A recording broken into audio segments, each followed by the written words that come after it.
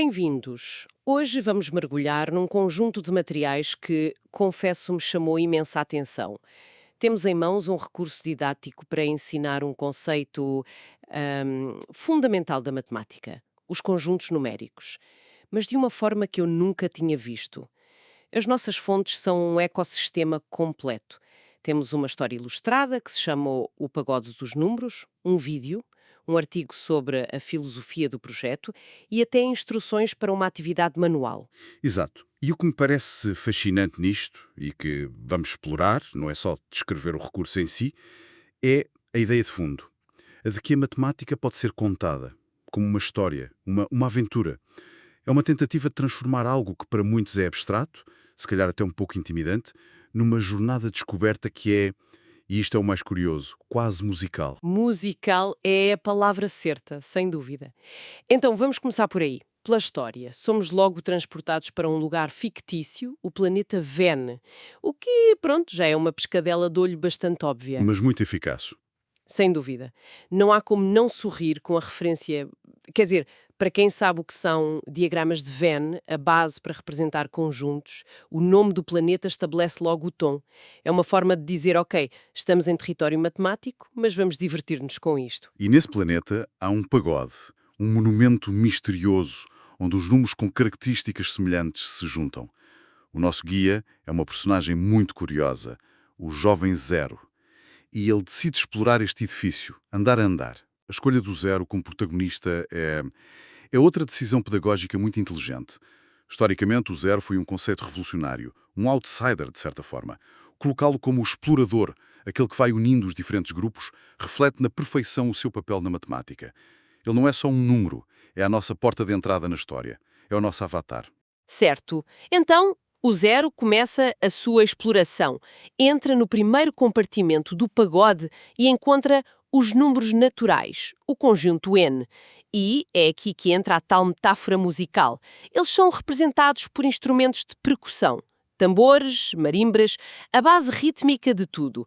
A história descreve-os como todos os números inteiros maiores do que zero. O que é perfeito, porque a contagem é a base de tudo, é o ritmo primordial da matemática. E a história trata a chegada do zero como um momento narrativo importante. Ele junta-se à percussão para formar o conjunto dos inteiros não negativos. Eu lembro-me perfeitamente, na escola, de nunca perceber bem porque é que o zero às vezes era incluído nos naturais e outras vezes não. Esta abordagem de o tratar como uma personagem que se junta ao grupo teria resolvido essa minha confusão em 5 segundos. É uma ótima maneira de o visualizar, de facto. A seguir, o Zero e os seus novos amigos da percussão apanham um elevador e sobem, e o som aqui já é diferente. É mais melódico, são os instrumentos de sopro, flautas, saxofones. Este é o conjunto dos números inteiros, o Z, que se apresentam como os simétricos dos números naturais, ou seja, os números negativos. E a orquestra está a crescer. Já temos ritmo, agora temos melodia. A complexidade musical está a espelhar o aumento da complexidade matemática. E é aqui que a história faz uma coisa que me surpreendeu. O Zero, como bom explorador, pergunta porque é que o símbolo para os inteiros é um Z. Confesso que esperava uma explicação mais aborrecida. Mas um clarinete responde que o Z vem da palavra alemã zählen, que significa contar. Fiquei a pensar, é um detalhe genial, mas será que não corre o risco de ser informação a mais? De desviar a atenção? É uma excelente pergunta.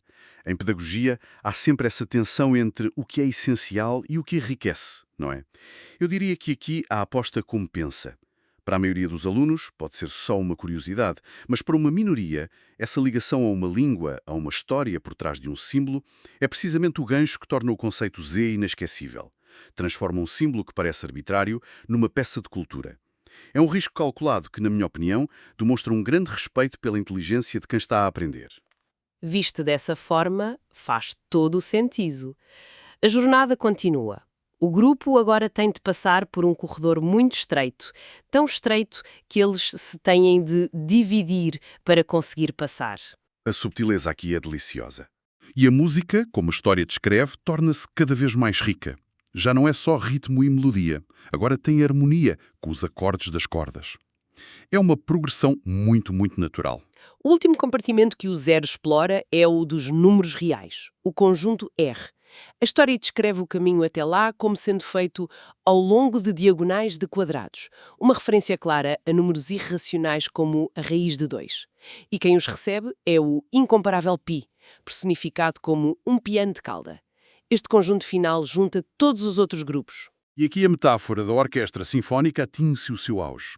A história diz que, com todos os naipes reunidos, a música se torna cada vez mais harmoniosa, quase perfeita. O que isto se está a mostrar, de uma forma que se ouve e se sente, é a própria relação de inclusão dos conjuntos. O N está contido no Z, que está contido no Q, que por sua vez está contido no R. A sinfonia só está completa quando todos os músicos estão presentes. É uma visualização auditiva de um conceito que é puramente abstrato. E quando pensamos que a sinfonia atingiu a perfeição, a história termina com uma reviravolta. A harmonia é quebrada por um som estranho, dissonante. São as raízes quadradas de números negativos, que também querem entrar na orquestra. E a última fala do zero é impagável. Isto começa a ficar complexo demais até para mim. É a forma perfeita de terminar. Não fecha a porta, abre a próxima. Deixa quem está a ver ou a ler com um sorriso e com uma curiosidade sobre o que vem a seguir. Os números complexos, o conjunto C, sugere que a aventura do conhecimento nunca termina realmente. Há sempre um novo andar para explorar. É uma história fantástica, sem dúvida. Mas fico a pensar, como é que isto sai da página ou do ecrã e entra na sala de aula? Porque uma coisa é ouvir a história e achar a metáfora interessante, outra é realmente interiorizar a relação entre os conjuntos. O recurso aborda essa passagem para a prática? Aborda e de uma forma muito direta. É aqui que entra a segunda parte das fontes que temos, o guia para uma atividade de recortar e montar. A proposta é que os alunos construam o seu próprio pagode. Recortam umas figuras elípticas em papel ou cartolina, cada uma a representar um conjunto, e depois sobrepõem-nas na ordem certa. Então, no fundo, estão a construir um diagrama de Venn em 3 dimensões. Um modelo físico que podem manipular. Exatamente, e isso é crucial. A atividade materializa o conceito. Deixa de ser uma ideia abstrata para ser um objeto que se pode segurar, rodar, observar. E isto reforça a aprendizagem a múltiplos níveis. É visual, porque se vê a inclusão dos conjuntos, e é sinestésico. O ato de construir um modelo com as próprias mãos cria uma memória que a simples audição não consegue. As imagens que temos nas fontes de pagodes feitos por alunos mostram isso mesmo. São todos diferentes, coloridos, personalizados.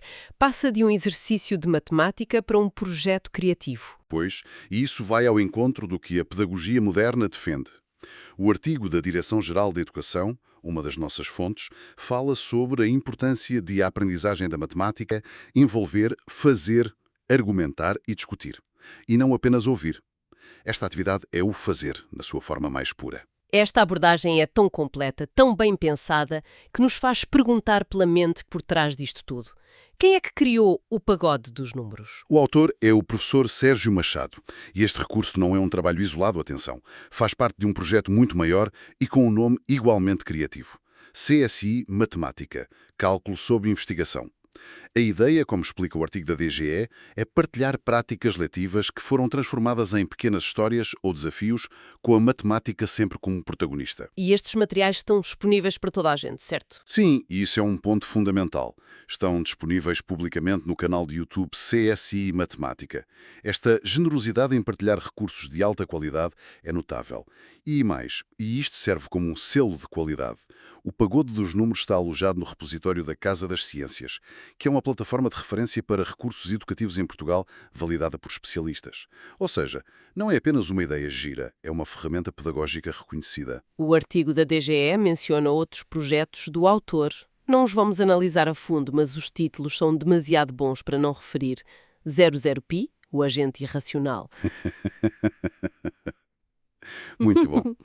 Deus versus Matema e a Guerra dos Tornos. Este último sobre usar dragões para ensinar equações parece-me fascinante.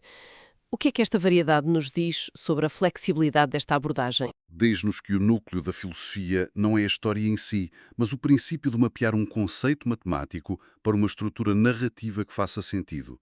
O importante é encontrar a metáfora certa. Para os conjuntos numéricos, a harmonia de uma orquestra funciona na perfeição.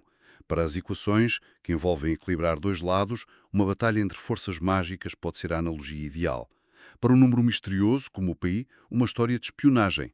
Faz todo o sentido. Então, a abordagem é infinitamente adaptável. Potencialmente, sim.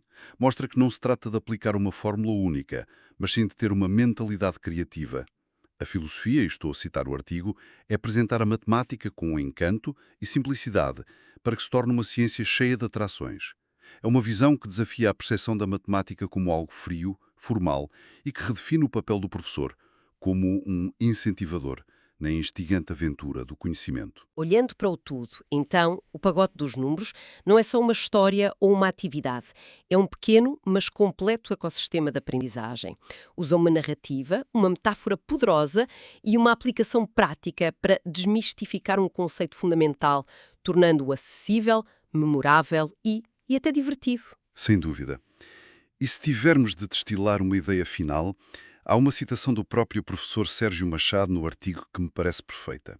Ele diz: mais importante do que perceber como funciona a fechadura é desfrutar do jardim para além da porta acabada de abrir. É uma imagem muito poderosa. A matemática não como obstáculo, a fechadura, mas como a chave que nos dá acesso a algo belo, o jardim. Precisamente, e isso deixa-nos com uma pergunta para reflexão. Se uma área aparentemente tão abstrata como os conjuntos numéricos pode ser transformada numa aventura musical, num pagode, que outras áreas do conhecimento que tradicionalmente vemos como complexas, secas ou difíceis poderiam ser destrancadas com uma abordagem criativa e narrativa semelhante a esta? Fica a reflexão.